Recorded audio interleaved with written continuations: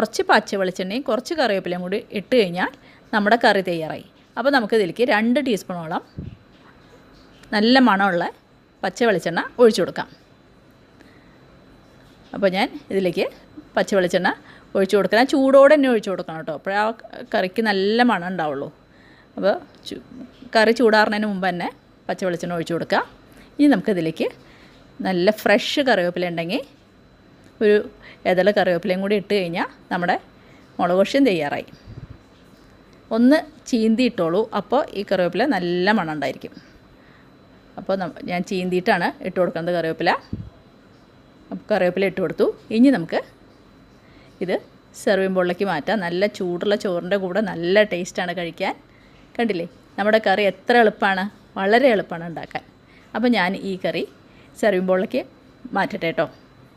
അപ്പോൾ നമുക്ക് സെർവിങ് ബോളിലേക്ക് മാറ്റാം.